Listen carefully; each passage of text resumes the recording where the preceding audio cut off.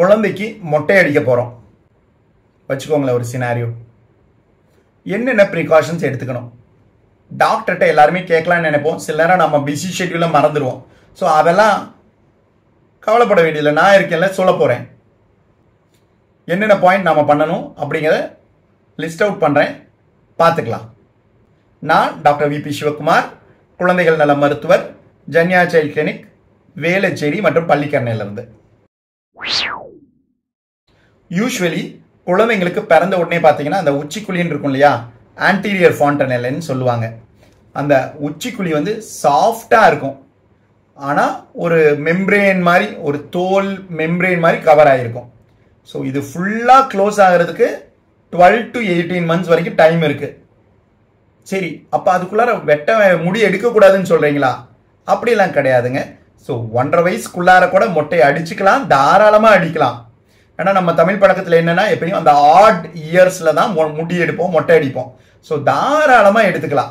குழந்தையுடைய 1 monthக்கு பிறகு இருந்தே மொட்டை அடிக்கிறது ரொம்பவே நார்மல் தான், தப்பு கிடையாது.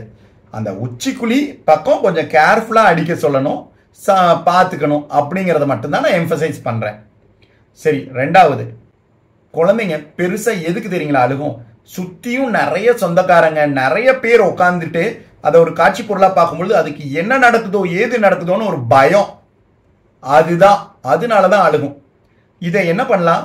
சற்று பெரிய குழந்தைங்களா இருந்தால் ஒரு 2 வயசு 3 வயசுனா அந்த குழந்தைக்கு நம்ம திருப்பி அதை பேசி ப்ரிப்பேர் பண்ணிடலாம். பட் 1 இயர்க்கு முன்னாடி அது பண்ண முடியாது.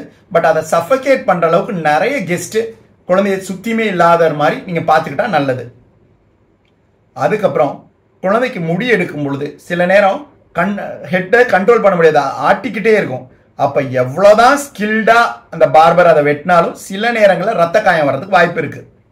ஸோ அப்போ அதுக்கு என்ன பண்ணலான்னா, கையோட நீங்கள் ஒரு ஃபர்ஸ்ட் எய்டு எடுத்துகிட்டு போயிடுறது இம்பார்ட்டன்ட். என்னென்ன ஃபர்ஸ்ட் எய்டு எடுத்துகிட்டு போகணுன்னா, பீட்டாடின் சொல்யூஷன் ஒன்று.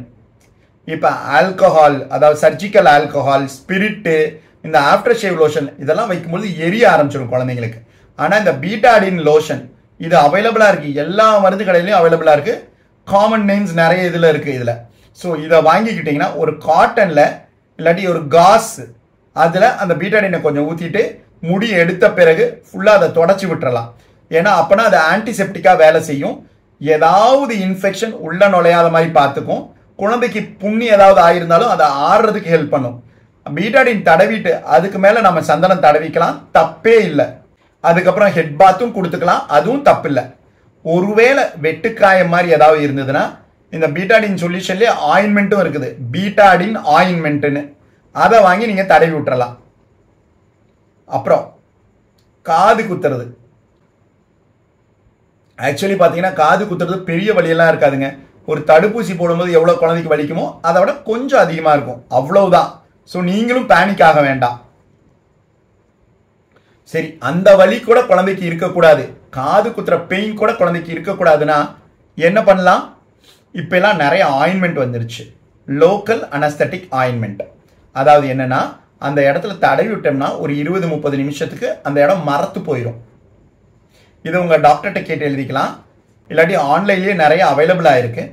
இந்த ஆயின்மெண்ட்டை நீங்கள் அப்ளை பண்ணி விட்டீங்கன்னா ஒரு 15-20 மினிட்ஸ்க்கு நம்பாக இருக்கும், அந்த இடத்துல மரத்து போயிடும்.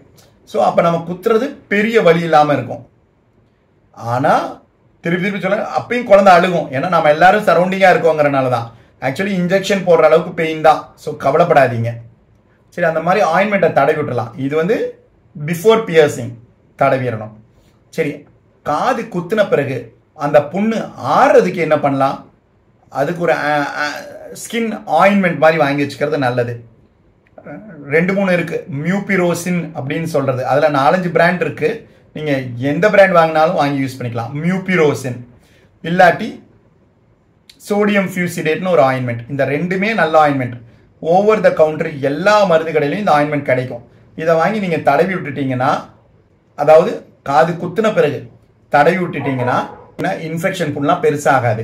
அதுக்கப்புறம் ஒரு 10-15 நாளைக்கு தினம் குளிக்க வைக்கும்பொழுது அந்த இடத்துல கொஞ்சம் கோகோனட் ஆயில் விட்டுட்டு குளிக்க வச்சிங்கன்னா தண்ணீர் மூலம் எந்த இன்ஃபெக்ஷனும் ஸ்ப்ரெட் ஆகாது. இது ஞாபகம் வச்சுக்கணும். அப்புறம் குத்துற தோடும் சில குழந்தைங்க நான் நிறைய பேர் பார்த்துருக்கேன், என்ன ஆகுனா அந்த காதுக்கு பின்னாடி இருக்க அந்த திருவாணி வந்து ரொம்ப சின்னதாக இருக்கும். இங்க ஃப்ரண்ட்ல பெருசாகும், ஆனா திருவாணி ரொம்ப மெலிசா இருக்கும். அப்ப என்ன ஆகுதுன்னா காதுக்குள்ளார போய் டிப் ஆயிக்குது, ஸ்கின்னுக்குள்ளார அந்த ஓட்டையில இருந்து உள்ள போயிருது காதுக்குள்ளார. அப்போ அதுக்கு வலியும் வருது, அதுல இன்ஃபெக்ஷனும் ஆயிருது. ஸோ முடிஞ்ச அளவுக்கு காதுக்கு பின்னாடி இருக்கிற திருவாணி கொஞ்சம் அகலமா இருக்கிற மாதிரி வாங்கிக்கலாம். சில பேர் கம்பி வலை சுட்ட மாதிரி கூட பண்ணுவாங்க, அதெல்லாம் ட்ரெஸ் மாட்டும் பொழுது கீத்தி விட்டுருது.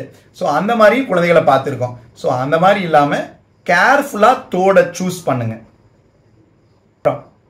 குழந்தைங்களா இருந்தா கம்ஃபர்டபுளா பேசுங்க, அப்பா அம்மா கூடவே இருந்துக்கோங்க. சமாதானம் கொடுத்துக்கிட்டே இருந்தீங்கன்னா குழந்தை கம்ஃபர்டபுளா இருக்கும்.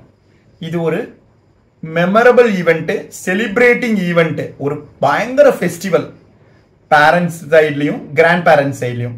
ஸோ இதை என்ஜாய் பண்ணி கொண்டாடுங்க. இதை பற்றி ஏதாவது டவுட்ஸ் இருந்தாலும் என்கிட்ட கேளுங்க. நான் உங்கள் doctor VP Sivakumar, Janya child clinic, Chennai, Velachery மற்றும் பள்ளிக்கரணையிலிருந்து.